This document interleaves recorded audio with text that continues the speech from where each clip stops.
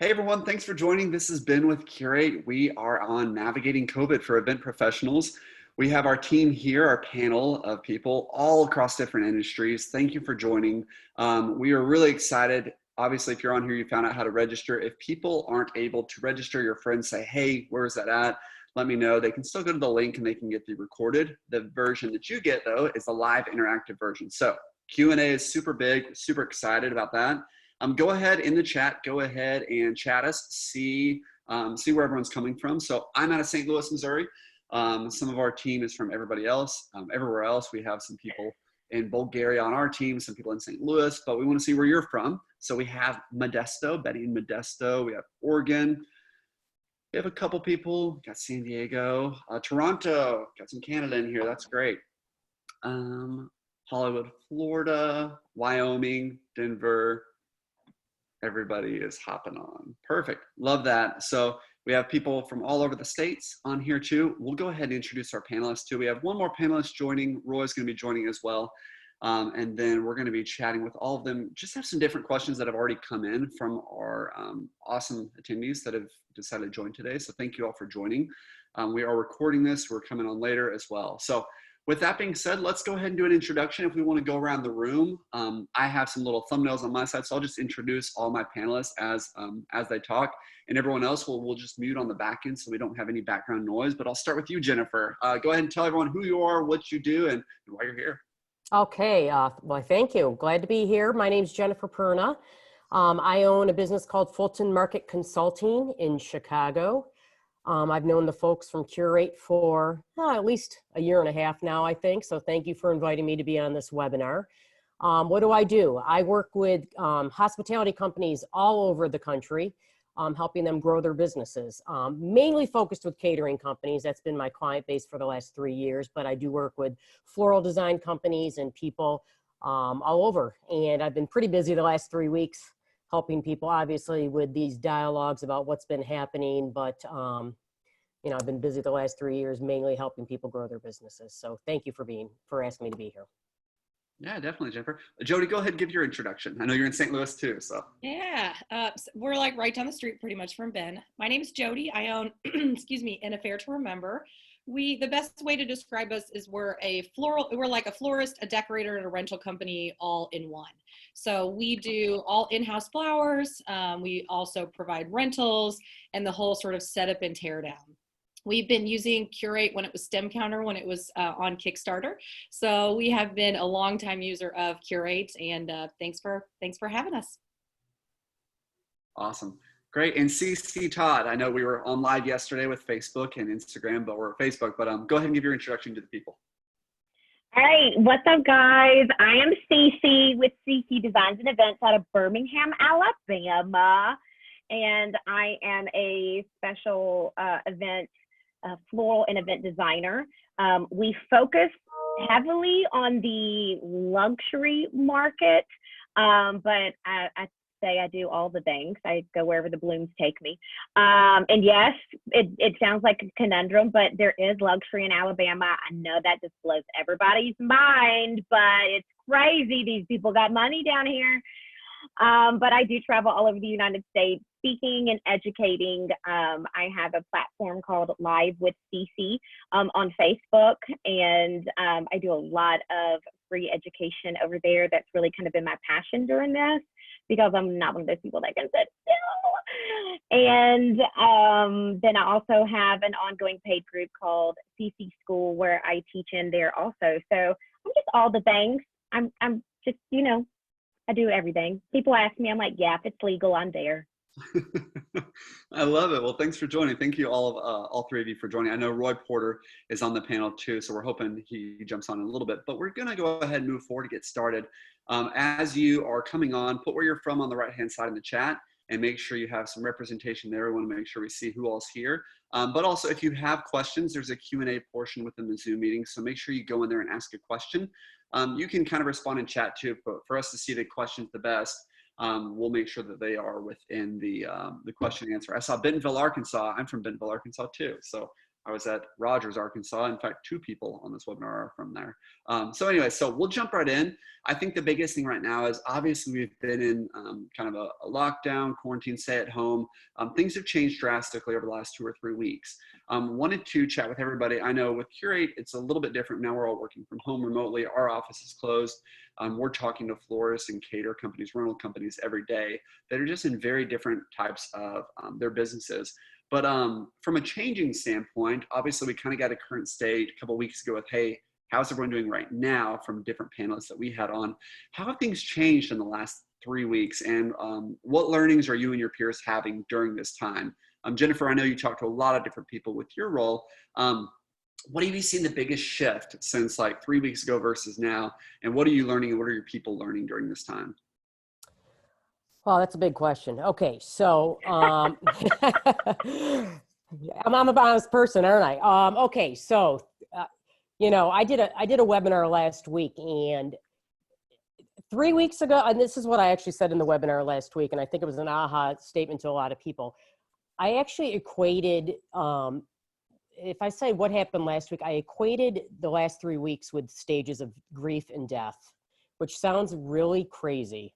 But I will say like 2 weeks ago, 3 weeks ago, it was like the immediate stage of death, which is denial and anger, okay? And people are like in this just awful stage of, I can't believe this is happening, what's happening, it's confusing, I'm frustrated and I'm anxious, okay? Then I would say the last week was depression about it. Like, now what do we do about this? Okay, this is awful.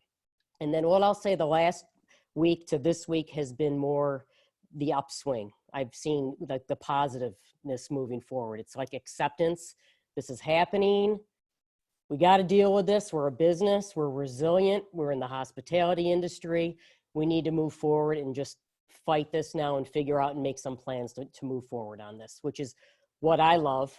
And that's what I've been helping people on, because we got to move forward. We got to make plans. It's who we are.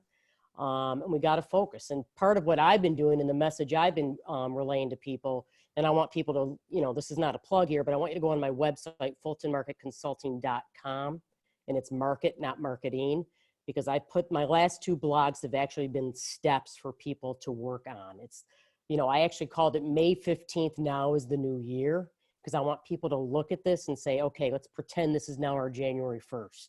Let's focus on the positive.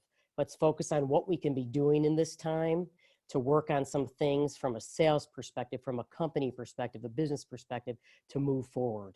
And I know that sounds depressing, bringing up the grief death thing, but I think it's resonated with a lot of people thinking that way. I think that's spot on to describe it that way, for sure. Yeah, and I think the visual of that was the first week, everybody was staying at home, trying to figure out what, just in complete chaos, like going back and forth, still going to work, like what am I going to do, check out my email. Then the second week, everybody had a tub of ice cream and was just eating out of it in their pajamas, crying. And then now the third week, people are like, all right, what can I do in my business? So like, that's like the visual of what every human in this industry look like. Right. No, I love that too. Like, first off, I love just the being real, like, hey, this is something we're all going through, and it's okay to be going through that stage. It's healthy. But like, what does that look like in the future, and how do you do that? In fact, if you guys can't find Jennifer's pieces, we actually did a repost of them on our blog too, just to make sure you guys can find it as well. So check that out. There are a lot of great resources. Even better. Good. So check that out. Jody, how about you? I know things have changed obviously for you in the last couple of weeks, and what are you learning through that, and how are you dealing with that? Well, I think Jennifer's spot on with describing it that way. I think the reason it happened that way is because we didn't have that immediate shutdown. We didn't have that shutdown immediately. It was like 1,000 people, 100 people, 50 people, 10 people, stay at home. And so that panic it drew to all of our clients, like, well, we'll switch it to 100 people. And then caterers were like, wait a second, I'm expecting a 250 person event to come in, or florists saying, okay, well, wait a second, I was expecting a $15,000 wedding, and now you want to do a brunch for 40 people and you're barely going to hit our minimum. So that, to me, just navigating and having those difficult conversations with clients was really tough. Also, when you're trying to manage your own emotions and your employees' emotions. You're trying to be productive, and then you have new clients coming in that you're also trying to respond to their inquiry. And I definitely personally, I'm not somebody that really is anxiety or ridden or have a whole lot of depressive thoughts, but I was like, okay, here is what it is. I'm angry. And then I was like, I can't even open my computer. I was just, I think, mentally drained. And I had all these things I had to do, right? I was already behind, which is not shocking because I'm always behind on quotes. So I'm like, okay, I still have all these quotes to do, but I can't even open my computer and do them. And then I want to say, I feel like the past week or two, it's like, okay, let's hit it hard. And somehow I got new energy. I'm not really sure where it came from, but I think it was just a realization that like, this is what we're going to have for the next 2 months, you know? And finally everybody was on the same page, where I felt like those orders where it was like 100 people, 50 people, quite frankly, was only screwing a couple people, you know what I mean, in that. And so now it's like, all right, now we're all on the same boat. Let's figure out what we can do. So it's been a little bit of a roller coaster for sure, but I feel Jennifer's totally right. I just feel the positive upswing, and that we're kind of trying to rock and roll and get, you know, things moving back in the right direction. And as leaders, you need to do that for your team. I mean, I'll just say that as owners, leaders, you know, managers, you have to do that from the leadership standpoint, so they see that you're positive moving forward. Well, and they have something to work for, you know, that it's like, hey, the owner's getting quotes out, or we're still meeting with people. We're still, you know, trying to get new business, that this isn't something that we're just going to say, well, we're going to take an 8-week break. You know, we just don't have the luxury of doing that. Sorry, CeCe, I cut you off. No, that's fine. I was just going to say, I think too, that I think what Jennifer said is absolutely right. But to even break it down into the psyche a little bit more, we're all event people. I think it takes a different or special personality to be in events. So if you're wired like me, the first week it was crisis management. Like it was like it's like an ER nurse. I mean, it's just like, okay, like you go into crisis management mode, nothing else pays attention. And i.e., that's why I needed a way, once I fixed my crises, like in my business, then it was like, how can I help everybody else? So I just went into like free teaching. I was like, look, we're all on lockdown. Nobody can do anything. I can't go and like go on the front lines and help people. But if we're all going to be stuck at home, let me give you like my way of helping people is I'm just going to start teaching every day. I don't care if you want to come watch it or not, but at least we might come out poorer at the end of this, but we're going to come out smarter. Like, you know, that was just literally my theory. So I just went into like, how can I help mode, you know, fix my business and how can I help? And then we got into like the second and third week, you know, and we're in Alabama, so we're in the Bible Belt. Everything takes longer to get here. You know, and then that's when I start realizing like, well, crap, I've done 2 weeks of free teachings. I really have no clue what else left out there to give. And then all of a sudden, now you're out of crisis management mode. And now you're like in long-term, like, how does this look long-term? And instead of just managing, like we got all the chaotic brides that was directly affected in that first week fixed. But now we're starting to see like December brides be like, so if this happened, if that, you know, those weren't coming in right at the beginning because they were like, oh, this ain't gonna last long. So you are starting to see more of that trickle down effect into people. People are having to worry more about like, what if I have to push into 2021? So I'm getting a lot more of that. But the biggest thing I've been trying to get across to people is to publicly promote in your market, which I think Jennifer and Jody both mentioned new inquiries coming in. Same thing's happening here. I think everybody just went, that wasn't in the industry on the bride side or the event planning, you know, the event people side, they just froze. Like if they weren't panicked, they just froze. And one of the things I've been trying to get across to people is now's not the time to freeze brides. Now's the time to like go balls to the wall, like literally, because instead of competing for a floral designer or a caterer or an event designer, you know, instead of competing with like 2 or 3 brides, you were probably going to have to compete with, depending on how long this gets pushed back, Now all those winter brides are like, I'm fine. I wasn't even going to be until like December of this year, so I'm gonna wait to even get the ball rolling, get out all this chaos. No, now you got 24 brides you're competing, the same date, the same venue, the same vendors. So I've been trying to really promote without being like scare tactic, in my industry, to be like, do not wait, people, just because you're in the end of this year or 2021 and you are like, I'm going to get out of this craziness before I start working on my wedding. You are going to be just sorely mistaken and find yourself probably in a bad place, because so each time this gets pushed back, that's adding more brides that you're competing with for a date you thought you were like good to go on. So I've really seen a lot of that push. I've been kind of trying to help get that push going.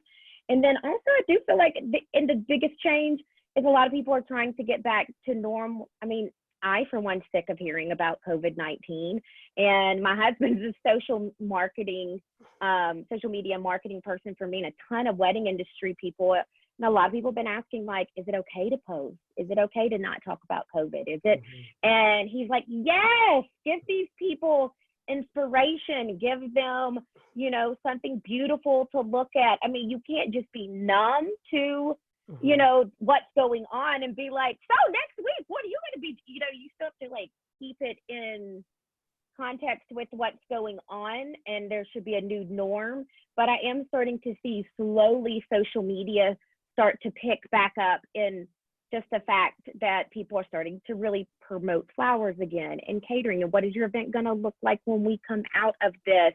Instead of just like so many people just shut down. They're like, I don't know what to do. I can't say anything. I think that's the big thing there is with this learning. Yes, we kind of talked about the progress of the last 3 weeks, but the biggest learning I think that everyone's saying is like prepare for the future and prepare for what's next. Because if you don't, just by hitting pause, you're kind of setting yourself up for a disadvantage, just because that's just how it is right now. And fall's going to come quick and summer's coming quick. So we just have to be ready for it. So I love that aspect that everyone's kind of sharing with like, hey, this isn't just a time to, we can do that. You can do that, but to optimize the time that you have, it's really, hey, what can you do to get better? What can you do to prepare? What proposals can you bust out? I think Jody was talking about that, like that downtime to do some of that stuff. Mm-hmm. Get the things that you've been wanting to do, that list that you're like business list that I want to do if I have 40 hours to do. Look at that list and be like, okay, now I can actually do that stuff. My husband said it great. He goes, what were your 2020 goals that you set before January, that in January you realized you didn't have crap worth of time to take care of, that now you're like, oh, I got all the time in the world. Everybody in January was like, okay, I ain't got time to do any of that. So you already got behind your 2020 goals in January. Now there's like revisit those, like circle back around. Yeah. Read that article that Jennifer put out there, everyone. The May 15th, I believe, is now the new year. So check that out, because I think I think we're all on the same page. That's what we need to do. How do we move forward? What can we do to prepare for those new resolutions for the rest of the year? Yep. Great. Having some questions come in. Keep putting those questions in. We're going to get to the questions at the very end. Probably save 10 or 20 minutes for those. But next questions. Let's talk a little bit about staffing. So everyone's a little bit different with staffing. I know Jennifer has talked to multiple people. I know Jody has a team as well of a lot of people, and so does CeCe. So this is probably a great question. How are you or the people you work with handling the concerns of staffing? Jennifer, I'll start with you, because you kind of see different people and how they're all doing different things within staffing. I think it's super important as florists, we look at the caterers, see what they're doing, caterers looking at florists to see what everyone else is doing, because there's so many crossovers there. Okay. You give me all the first ones. Okay, so what are caterers doing? I think it's a regional geographic thing, but I would say, unfortunately, a lot of caterers have been either furloughing or laying off their staff just for the sake of saving resources, because as I say, they want to have a company for the employees to come back to, okay? So I've seen a lot of that, and a lot of that is depending on if they are running a drop-off catering business or not. If they are not running a drop-off catering business, for the most part, they have minimal staffing at their companies right now. If they have anything, it's ownership, it's a couple salespeople, keeping the sales, customer service element moving forward. And everyone's obviously hopeful of when can we bring these people back. I mean, I think the PPP, the Payment Protection Program, which everyone is probably reading about and very clear about. And today's the day, by the way, for applications to go in. Yep. I think that will be a big change for everybody, because obviously that is encouraging everyone to bring their employees back. So hopefully that will make a big difference for people. But obviously, if you can't have groups larger than 10, there's very little catered events that can go on. Every state's different. Chicago right now is or Illinois is through April 30th. And I could unfortunately see that even going further. So it's just a hard thing right now. Yeah, that's tough. And yeah, as far as what your state's doing specifically, make sure you are looking at that. If you're on here, make sure you're looking at your government, looking at the PPP and things that are coming out. We'll talk a little bit about resources that are out there. But with staffing, Jody, I know you have a staff too. What are you doing? I mean, I love the honesty you always bring to the table, but like, what are your advice pieces for people that do have a staff? Well, I mean, I can share with you what we did as soon as this kind of hit. So we, just a little backstory, we had this amazing open house where we had all these clients come in, and we were like rocking and rolling, gearing up for a really busy April. And then we took our whole team to Las Vegas for the Cater Source special event conference. And we were just bombarded with all these new things we were going to buy and inspiration and like getting jazzed up. And then as soon as we got back to St. Louis, it was in total upheaval. And then we found out that the next 8 weeks events were going to be canceled. So all of April and all of May, we had to begin rescheduling. So the first week, just like CeCe said, we were kind of in crisis management. So everybody worked a normal week. And then I just had to have conversations with my staff. What do you need to survive? What is your minimum hours that I can give you that you can still put food on the table? And I found that some of my employees knew that some other employees needed it more than they did. And they offered to give up their hours. So that to me is like, such a, if you have built a team that really wants the company to grow, and you've got employees that are really vested in the brand and the mission, and they like each other, they don't want somebody to not be able to feed their child or, whatever. So I kind of figured out, all right, what am I going to do? What is my minimum payroll that I'm going to have to keep? Because this was obviously that PPP thing just came out. So it wasn't like there was anything out there that said, hey, we're going to save you. And if you own a small business and you've owned it for a while, you don't typically rely on the government, and you don't typically rely on banks, to be quite honest, because if you own a micro business, you're not really what they call small businesses. They're not talking about us. They're talking about companies with 250 employees. So typically you're like, okay, well, I'm just going to pick myself up because this is what I've done for the last 10 plus years. Now, that being said, we put our PPP program paperwork in today because we were definitely taking advantage of that. For sure. And so I was just pretty much like, okay, what can we do? And I had already, right before that, worked with my bank on getting a line of credit. So I called them back and I was like, we need to push this through like immediately. What can I do to speed this process up? So we were sort of waiting on that a little bit. And so we just kind of looked to see who could not work for a little while and what were the minimum hours that our employees needed, and trying to look at how to maximize the output, right? So I have one employee who's my general manager that can do some phone consultations and get proposals started. But I have another really talented person who's a designer, and we're not designing. So it's like, oh, I could have you do stuff in the warehouse, but I don't need that help right now. So but to me, those people rely on me to run a successful business. So what I had the conversation with her in particular is, okay, we're going to put together a list of projects that I think are going to get us in a good position so that when we are busy again, it'll be seamless, right? The warehouse will be tight. Everything will be, whatever. And then when you get done with those projects to the point where I'm not going to just have you clean the floorboards, right? I mean, like that to me isn't worth the time. So I kind of talked with her about, if you get to a point where you're done with your projects, I'm still going to pay you that 32 hours a week that you need. But if you have 15 hours worth of work that actually is worthwhile, I'm going to still pay for that excess. And then I'm going to take it away from your overtime later. That's probably not legal, but that's what we worked out, employee to employer, and she was cool with that. So to me, we have to kind of get creative. And I know that my overtime is going to kill me in the fall. You know what I mean? So if I can do something like that and they're okay with it, you just have to think outside the box a little bit. So that's brilliant. Yeah, we're hanging in there. There's several things you said in there. Thinking out of the box. I mean, like I could probably dig into all those different pieces for an hour, but like thinking outside of the box, being creative, finding ways to work, not around the system in lieu of the system, but like with what you have, make the lemonade.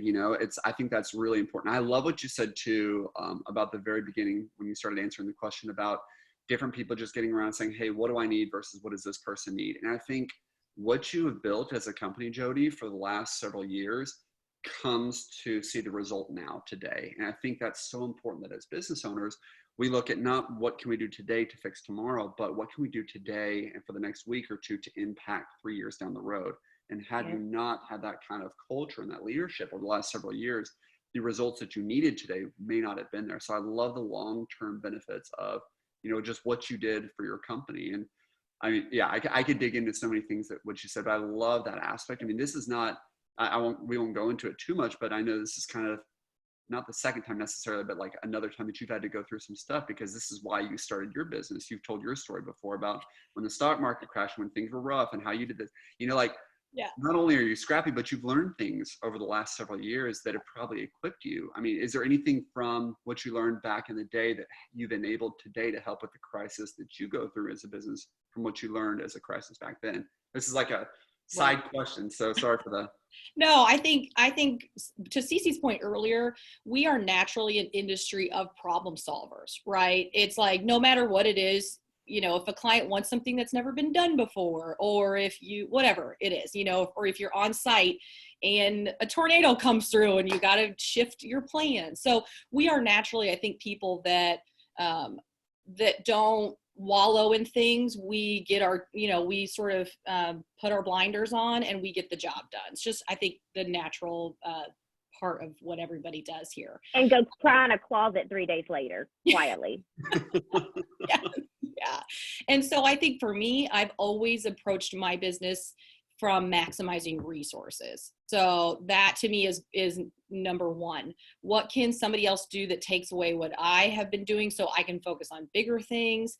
That's how we've grown. And I think in this scenario, it's about maximizing resources because there aren't many, right? And so then you have to be so efficiently minded. And I'm somebody, I was talking to, someone the other day, and I am somebody that doesn't really ever think about things that I buy. I mean, I feel very blessed in that I'm not shaving, pennies, or I'm like, oh, I want that. We want that for the office. You can have it. You can have it. I'm like Oprah here. Everybody gets it. You get one. But that being said, as soon as I had that conversation, I went into what can I shave off? We took our insurance off our vehicles, which saved me $400 a month. I took trash down from $250 to $75 a month. I pushed our line of credit through. I took that line of credit and used it. We had about 30 grand in credit card debt coming into this year, just with things that we already purchased for those April and May events that we were waiting on cash flow to pay off. And that seems silly, but the difference between an 18% APR and a 4% APR, that's over the span of 3 months is almost $1,000. So, those are the kinds of things that if you're not looking at those, do that stuff immediately, because that really does add up over a 8 to 12 weeks, duration. Yeah. Yes. Super smart. CeCe, did you please touch? Yes, because so first of all, with staff, we run the profit first. If anybody's ever watched any of my education or been in CeCe school, that's one of the things we talk about is profit first. This industry as a whole is like horrible about its concept of borrowing from Peter to pay Paul. I mean, I guess everybody within the sound of my voice, most people are like, yeah, I got $4,000 in, and that's going to pay for X, Y, and Z right now. When I need that money for that wedding 6 months from now, another $4,000 will come in and I'll pay for it then. And we not very early on, but probably about 2 years ago, when I hired SK, she started implementing the profit first concept. to where it was extremely painful. And I'm giving you a short version of it, but we started applying money to where money goes.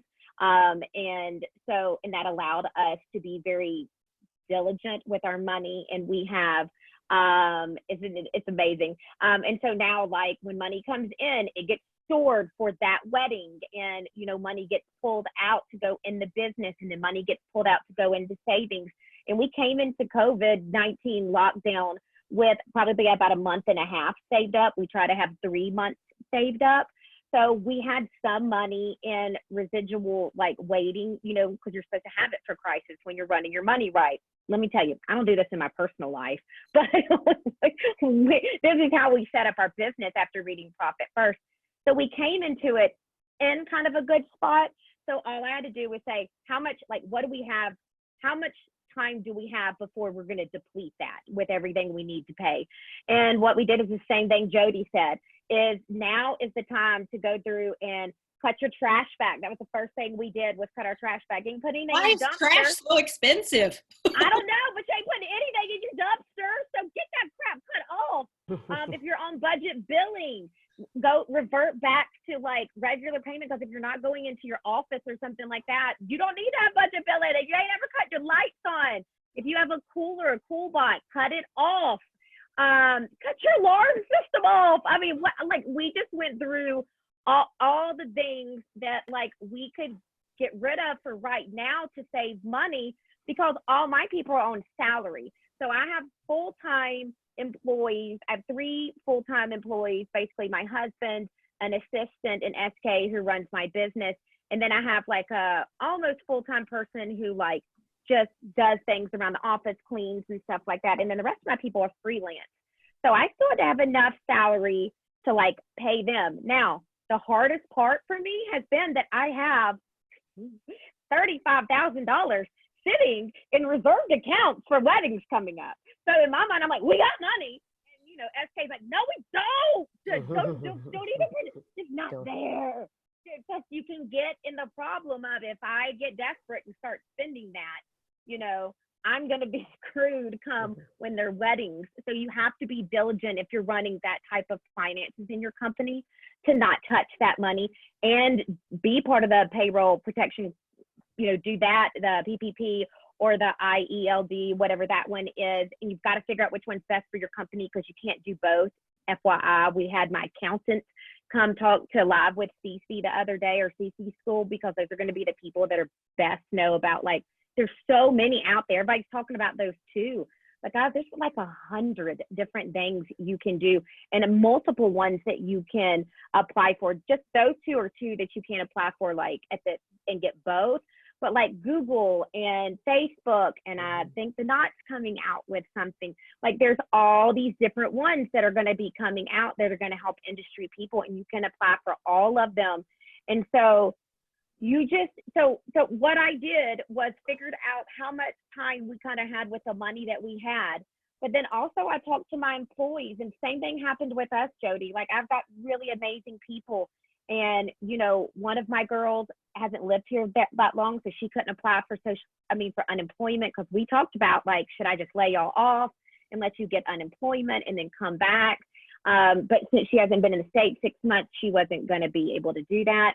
So we set working hours. The first week we were in the office doing things. They were helping me with my education. And now I got to cut on my own computer and cut my lights on. And I'm like, I don't even know what to do with this. So it's definitely a learning curve for me. But, now we work 11 to 4 every day remotely. A lot of times we'll do Zoom meetings, and we're just hunkering down on all the things. And the really awesome thing, complete transparency, is I haven't talked to both of them yet, but one of mine said, look, just take me back down to an hourly instead of paying me salary. Take me back down to hourly for just that 11 to 4 window, which cut what I was paying them in half. I know, and the other one will probably do it too. I just haven't had a chance to talk to them. And in the end, it's $100 more both for them than unemployment. So it's like a win-win. Pays nothing practically. Nothing. Yeah. So it's a win-win situation to where, like, I'm not completely having to let them go. They're still on my payroll. As soon as we hopefully get approved for the payroll protection plan or something like that, they'll go back up to their full salary. So you're right. You have to be creative. You have to figure out what your resources are to you. And like I said, it is very hard to figure that out. And it's not hard to figure it out. It's just hard to navigate it. And like all the things, that's why I went straight to my accountant. I think that's the best thing you can have right now. It's still paying for. It's a good accountant and one that kind of understands, mine understands the wedding industry, and he does people all around the United States. I mean, it's not just from Alabama. So one that's like, yes, this, apply for this one, don't apply for this one. You can't apply for both of these. Get this one, get a little bit of that one. That's the best thing I think you can do right now. And then we clean and sanitize the office. I still come in, and then my part-timer, I've paid her to like come and straighten my house and organize my house, come straighten my office. Because I know that she lives with an elderly grandmother and she ain't going anywhere, neither are we. So I let her, like I leave my house and she comes in, or I leave the office and she comes in. I'm just finding creative things for them to do, like you said, also, Jody. But I think that's a great idea, too. I mean, let me tell you, the amount of overtime I pay half these people around here. I need to just probably why they're on salary now. Right, that's why they're on salary. I was like, we put y'all salary because I can't pay y'all time. Well, I think that's important what you said too, CeCe, is bringing your employees into the decision-making process too, so that they feel like they're not just, well, what's going to happen to me? It's like, let's come together as a team. Another piece that I wanted to, I think you kind of touched on it a little bit, is sort of cash flow. Cash flow is king.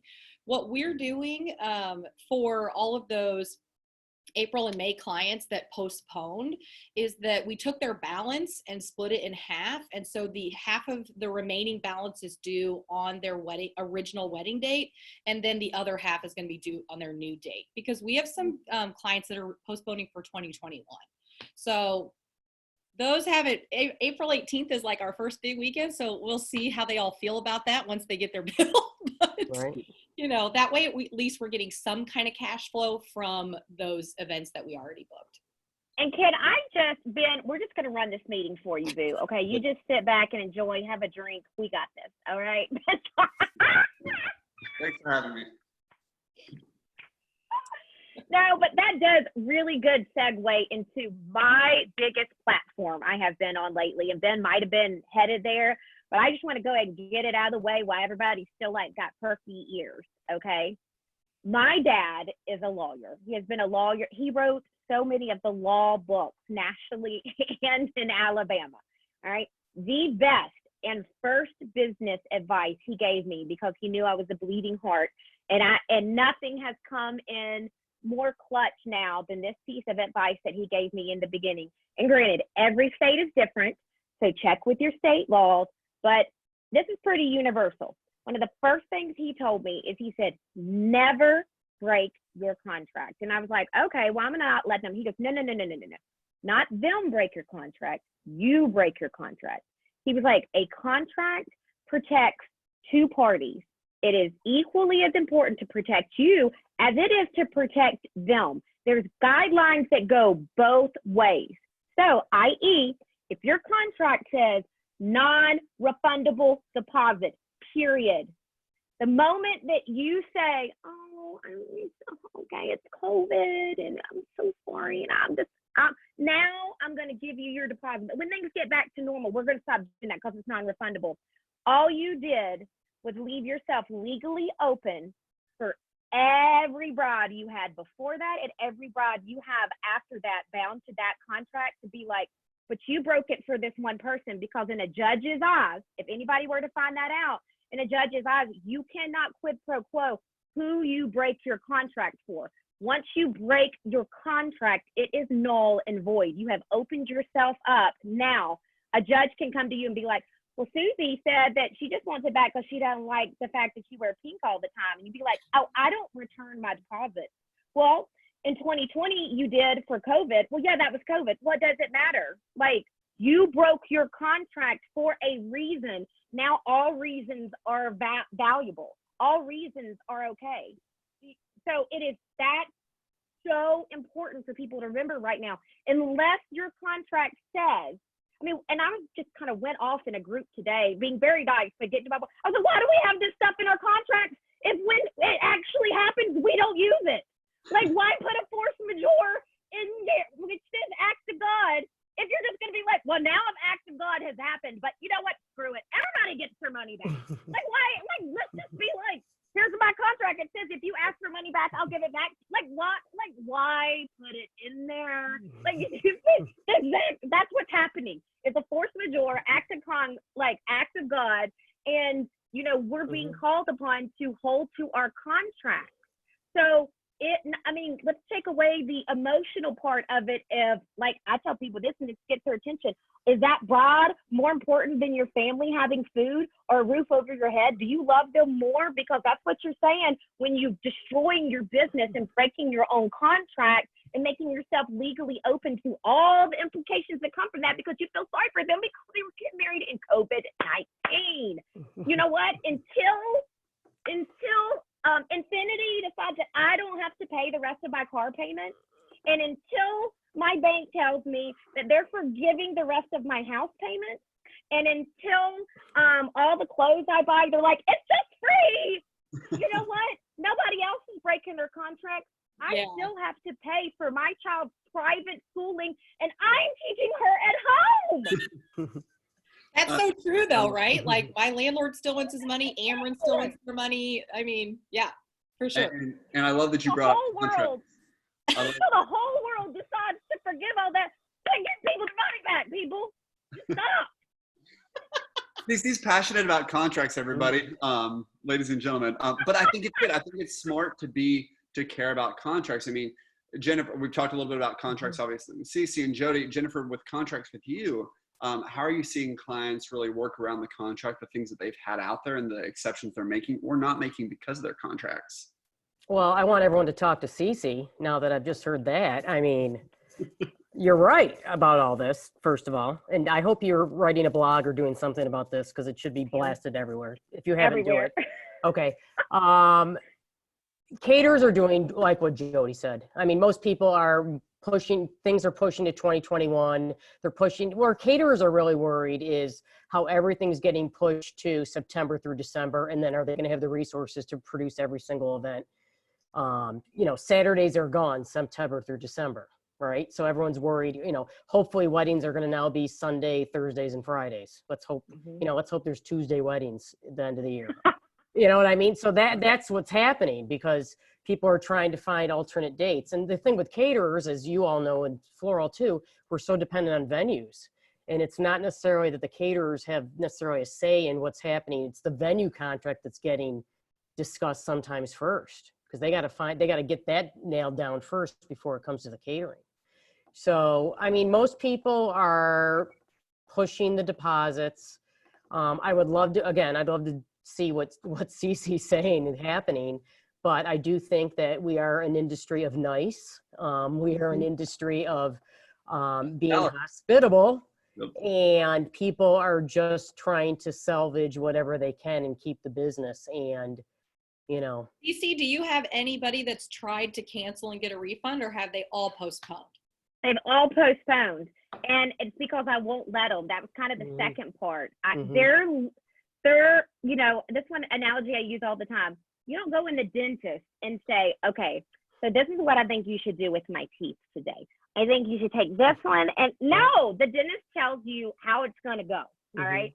And I think that these broads or these event clients need security in us. And I just, as soon as I get that email, I don't know what to do. I'm like, this is what we're going to do. We're going to postpone. We're going to find a date. Even if y'all decide to go get married at Just Said the Piece, you're not going to want to look back in 20 years and be like, I got married in like a beige pantsuit, at the courthouse, especially not if you were planning a $30,000 full budget wedding. You're going to be real pissed. So in a year or when we come out of this, even if you run and go do it at the Just Said the Piece, we're going to have like a huge, just giant reception. I mean, people have sip and sees when they can't get their baby shower in before they have the baby. I keep telling people, we're going to do a sip and see for your wedding. Even if you decide in this moment, to go and do something small or whatever, you're still going to want to have that shebang. We're going to save your money, all your deposits. I mean, all you have to do is really just kind of bring up all the money they're going to lose if people stick to their contracts. Yes. And then all of a sudden people are like, oh, okay. Well, recognize, now, you're right. Let's postpone that. And recognize everyone should say one thing. You're exactly right. A contract is two ways. I've said that my whole career. But the other thing is, you as an industry, as a company, held that date for that client and guaranteed that date, and you very well could have turned away other business because of it. They do not need to know that. It's none of their business. But you honored the contract, and you are exactly right. If you say you will lose that money, which most people have said, I think people, option 2 has been to then go to another date. Option 3 that I've heard caterers say is, if you do not want that, then we will gladly donate the food to a nonprofit, which I think is a very nice thing to offer as an option 3. And I don't know if anyone's taken that option. They've moved to another date.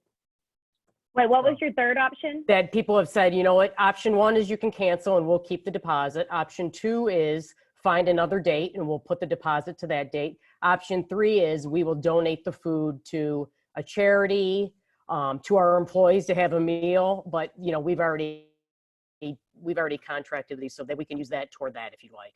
You know, option 3 is to make a donation of your floral then that we're going to purchase, and we'll make a donation to I'm making this up, a nursing home, whatever. And that exact thing happened with me with one bride. So the very first bride the only bride it affected, because when this first started, they were like, we're still going ahead.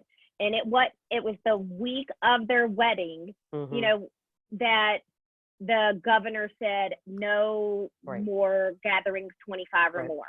And so it was, but I mean, we had been staying in touch with the planner all the way up until then. And she was like, okay, and the balance was paid and everything. And so all up to that, so we ordered flowers 2 weeks out. The flowers were ordered, they were coming in, there was no canceling. And Monday they called me and they're like, so the governor shut down the state. We're just going to postpone. You know, what does that look like for us? I was like, that looks like you're still out the money up for your flowers. And I remember the planner being like, oh, okay. And I was like, that sucks. Okay. Because anybody else outside of y'all, like, I haven't ordered their stuff yet, so we can postpone it, but we're in the week, like they're going to be showing up here Monday and Tuesday. And so what I did, because this really wasn't addressed in my contract, it did give me some area to be lenient. So what I said is, look, I mean, technically my contract says I get to keep all the money and you come pick up the flowers and we start all over again, technically. But I said, look, let me add up what I've actually just spent on flowers, like hardcore, like the cost of the flowers that are coming in, which came up to be right at $2,000 of like wholesale, not even markup. Just I spent $2,000 to bring these flowers in. I can't afford to eat $2,000 because of the coronavirus, but I know that sucks that when we do this all over again, you're going to have to pay $2,000 again too. But you know what? Where do you err on the side of? Hopefully me, because I just can't eat that money. And so, you know, already I'm not doing an upcharge. I'm not doing, you know, my time and all that. I've taken all that out. I'm explaining that to her, and I'm just going to charge you what the air bill says. So it was $2,000. And then I went to my staff and I was like, where else can I help? And so I looked at how many rentals I was charging her for, which is where we make a lot of our profit. So like containers and like things that are paid for that I'm not losing. And that equaled about $500 in rentals that I basically am going to gift to her when she reschedules. So, and she's already rescheduled. So I took $500 off of that. And I was like, this is how we're going to meet in the middle.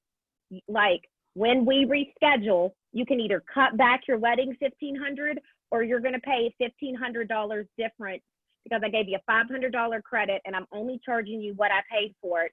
But you're going to have to pay $1,500 more when we reschedule your wedding to get the exact wedding that you want. Now I have all these flowers and you can have them, or I can donate them. I can teach with them, whatever. She was like, she was so happy. She was like, thank you. Like, that sucks that I got paid $1,500 more, but I totally understand it could have been worse. Like, thank you so much.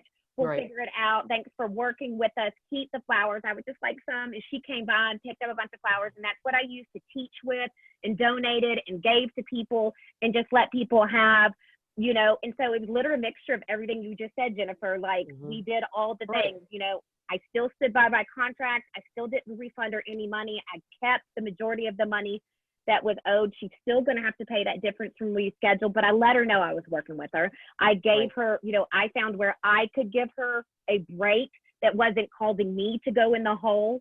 And it's really just requiring, and that's why we keep the money we're being paid, because all that time, money, and energy it's taking to work with them to figure it out. It's not as easy as just moving a date sometimes. There's a lot that goes into it, which is why we should still be getting our money from these events.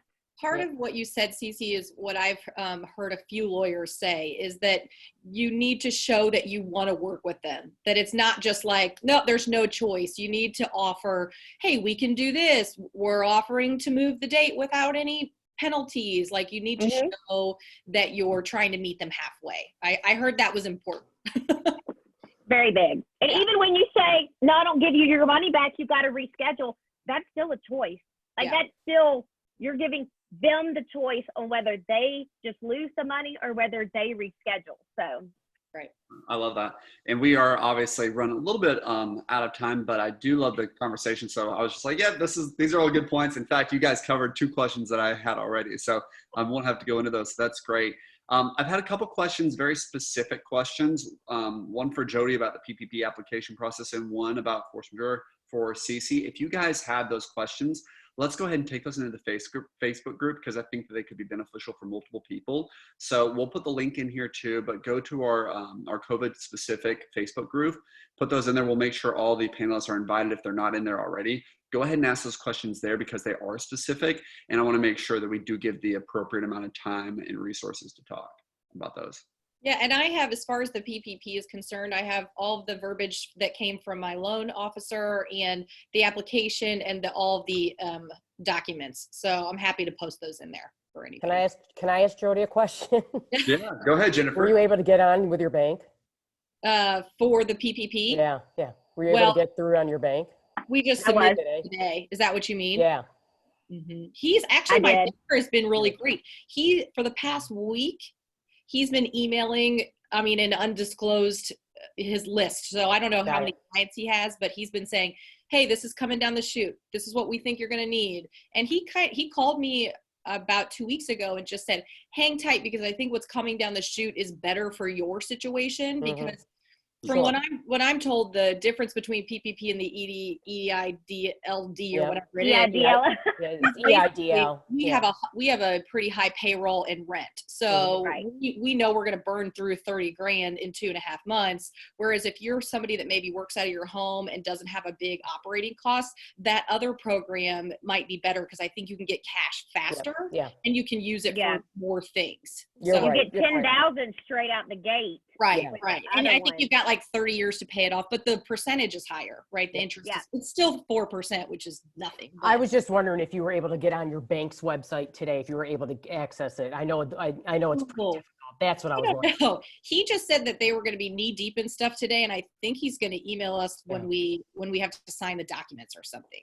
Yeah, and a good thing for you, Jennifer, too. I don't know if it's like crazy because of where you are, but I wonder, like in Renaissance, that's who I bank with. And so we just called our Renaissance dude, who just happened to be the one that was in charge of it. And he's like, here's all the paperwork, fill it out, bring it down to me.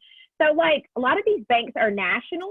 So I wonder if you could just like go through a bank that's not in Chicago. Oh, I think you probably can, but I think I was just wondering. I mean, I do think that's important, Ben. I don't want to take too much of your time. I do think it's important. You got anywhere to go.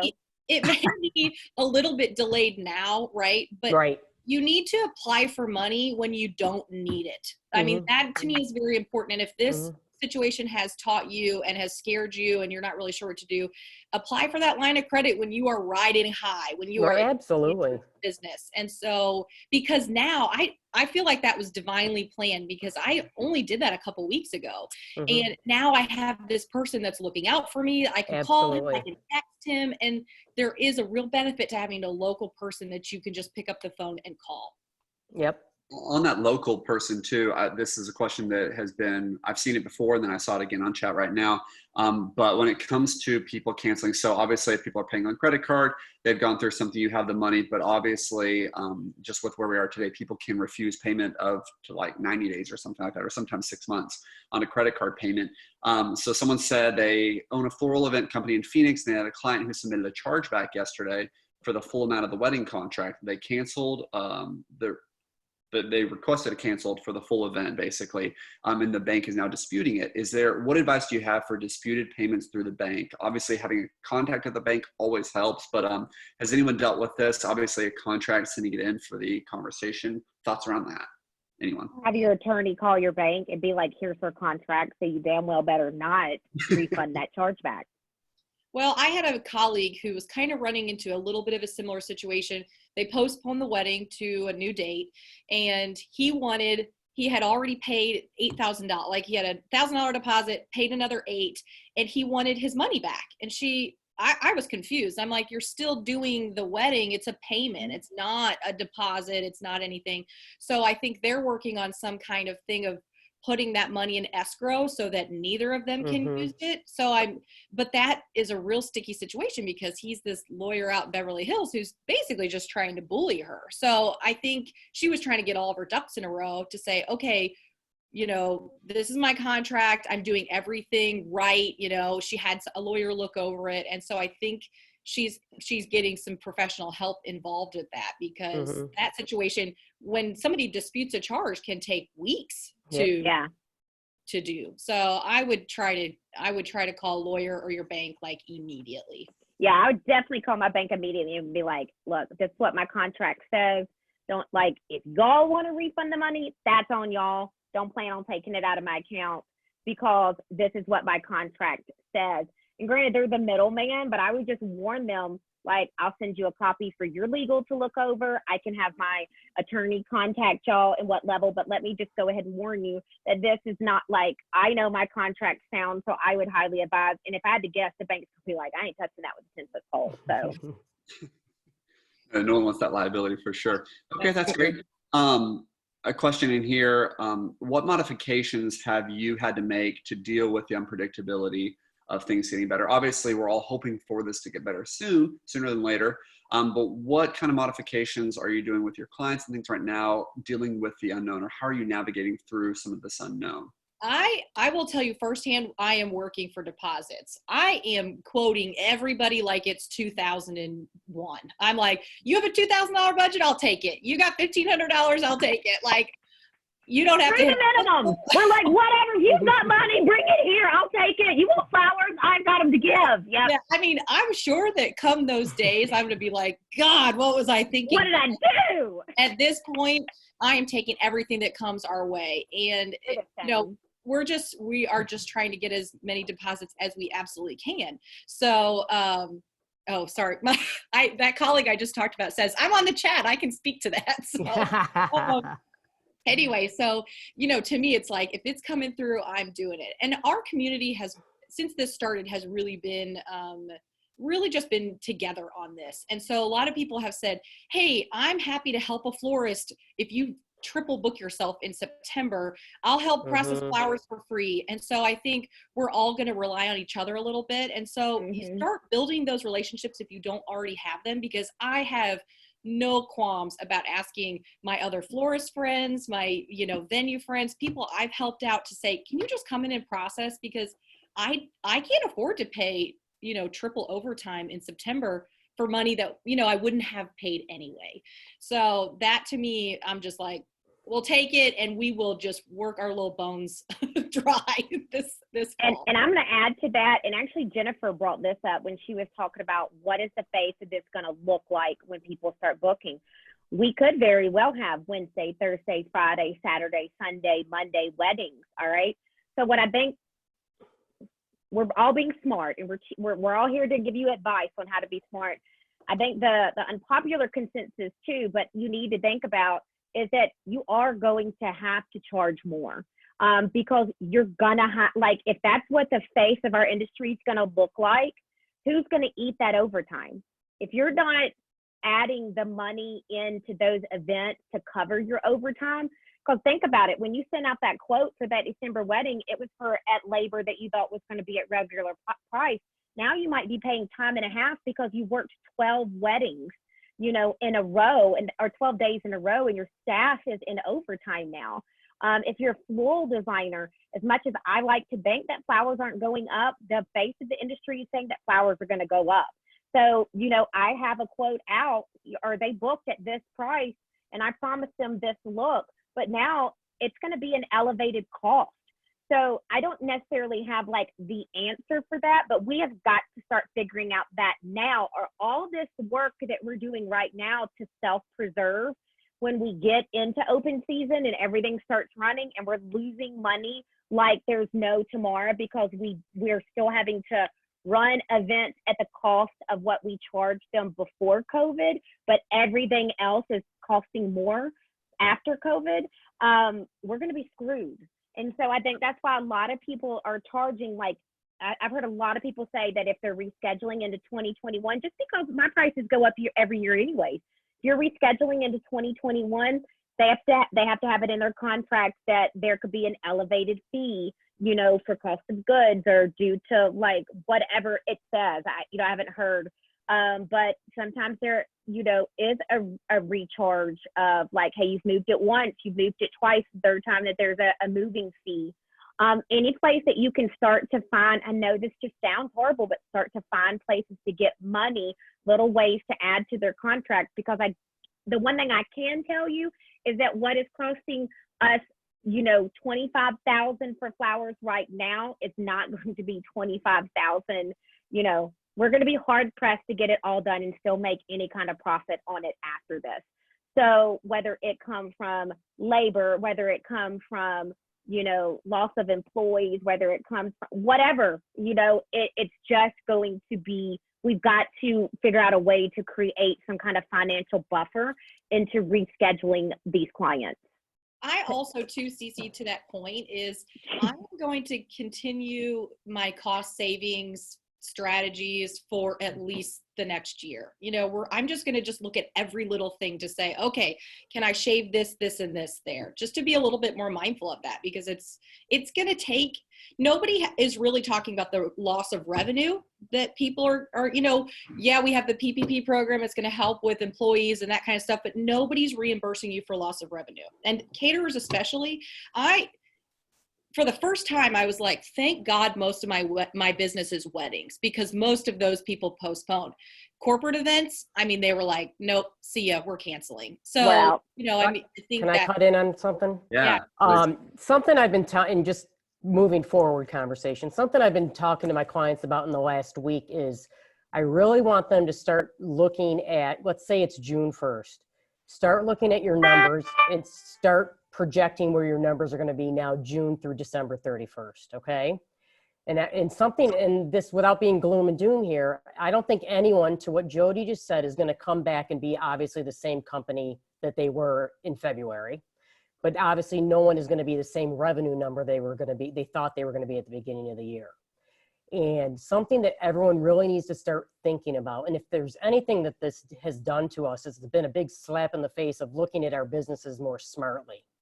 And looking at where are we really profitable and where haven't we been profitable? And looking at your business and looking at what I'd say are your lines of business and saying, okay, should we be doing all these different things that we've been doing? And what should we be doing moving forward? Now is the time to change your business. Look at your business and say, this is what we're good at. This is what we make our money on. And this is what we want to be as a company moving forward. There's a great article on that. Did you read that article, Jennifer, about the founders of about the McDonald's basically doing that? No, I didn't. They quit serving breakfast because that was their lowest margin. They're no longer doing breakfast all day, and they went to what makes them money, which is their, you know, cheeseburgers and fries, and that streamlined their drive-through process and got rid of their lowest profit margin. And they said, we might bring it back, but during this time, they're thinking efficiently. Smart. And that is exactly what you're saying is the mindset that people need to have right now. And that's if you don't have anything to do, that's what you should be spending your time. Right. You got to look at that. And we've had 11 years of growth. And you know, a lot of companies that have been built in the last 7 years, they've never been through this or seen this. And so it's a really important thing just to look back and say, let's focus on this now. It's okay if you were a $7 million company, to be a $5 million company now, but make more money. I would be okay with that. Yeah, exactly. Whatever, 3 million to 1 million. I don't care what it is. It's better to be smarter, more profitable, and streamlined. To be a company still. Exactly. I love that. And from a time standpoint, obviously we're a little bit over, but thank you to the Yep. panel. I was going to just end real quick. I know that a couple questions came in about the May Now planning that Jennifer wrote. We have it on our blog. Check it out. You can get back to Jennifer's resources too. Just to give people a teaser, Jennifer, and to close this out, did you just want to give a 30-second summary of what that article is specifically so we can go read it? Okay, it's a two-parter. The first one is called May 15th, Now is the New Year. And what I did there is I talked about what you should be doing to prepare for May 15th as if it's January 1st. Okay, start thinking this way as if it's the new year. It's almost what I just talked about. Part two is more about sales leadership, which tends to be my focus. And what I did in part two, and I don't know, Ben, if you've put that one up yet, I can send that to you if you need to, or you can actually pull it off my website. Part two is sales leadership. Okay, now we got downtime. These are the things you should be working on right now with the team members that you have working, because a lot of people do have salespeople on staff right now. Get these things in gear so the minute your client is calling, and a lot of people do have clients calling right now, you are ready to roll. So it's a two-parter. I strongly advise everyone look at it. That's what I'm working line by line with my clients right now to get them ready to go. And it's what I talked about. Everyone's on the planning stages now, which is where we want to be. Oh, I love that. Check that out. We'll make sure to have that on our blog too. But we have part one out there. Go ahead and read it. And part two is soon to follow. We'll go ahead and push that out. But thank you to all our panelists. I think this is great. Just so much different insight across the board. Keep educating everybody. Talk to our panelists. We'll put in the chat their different handles. Actually, if every one of the panelists, you want to put your handle in there for Instagram so people can follow you, that'd be awesome. And then what you can do is you can follow these people. I know Jennifer is very involved with the ICA group on Facebook. Make sure you join that group. And Jennifer, this is a silly question, but I figured I'll ask it. If a florist wants to join the ICA to see how caterers are doing things and vice versa, is that an issue with getting No, join internationalcaterers.org. I'm actually a vendor member now. I'm not even a caterer member in myself anymore because I'm a consultant. So you can join, look at internationalcaterers.org. And it's it's not expensive from a membership standpoint. Curate is a sponsor, your sponsor, I know. And it's a great organization. And that's how I met Curate. So check it out. There's unbelievable resources on that website. And the webinars they've been producing the last week have been phenomenal. And you can get all those archives if you join. Agreed. Well, thank you, everybody. Any last final words from the panelists before we let you all go? I was just going to put my email in here. If anybody wants to just brainstorm or just need somebody to vent to, whatever, please reach out. I'm happy to commiserate with you and to plan with you and whatnot. So I'm just going to add my email here to this. I love that. And I can attest to that. Jody has been incredible to work with. Fortunately, she's 5 minutes down the road from us, but she will literally just talk to you about what you're going through and like what questions you have. So I'm like CeCe. I talk too much. Oh my God, poor Jennifer. We were like, oh, I got a few words in. Yeah, it's okay. I'm usually the talker. It's okay. Well, thank you so much for having us. Thanks for having us. Thank you. Yeah, and I'm here too. If anybody, please come over to, if you want to hear more of my rants on all the really transparentness that I love to share, come on over to Live with CeCe. It's a Facebook group. I do a lot of live teaching, and that's where I talk every day for the past couple of weeks. And then, of course, come find any of my things on the Curate Marketplace. I mean, I got one up. I'm bringing another one. I think what's important to know is that we don't have all the answers and everybody's doing something a little bit differently. So I think if you can pull one thing away that you can be tighter, more efficient, maximize resources. Because I've already gotten so much inspiration from both of you, Jennifer and CeCe. So I know that people on this chat also have ideas that we didn't even think about or talk about. So just lean on your colleagues because we're all, I'm kind of tired of hearing we're all in this together because at the end of the day, we're not really, but we kind of are. If you survival of the fittest, reach out. If you just reach out to people, I think so. Yeah. Love the community. Thank you all for joining. Really appreciate it. Thank you to our panelists. Reach out, follow them online, social, see the great things they're doing. Thank you, everyone. Thank you. Bye. Bye. And this is going out to everybody. It's recorded, so it's going out to everybody. You'll get the follow-ups too. Great. Cool. Thanks, Ben.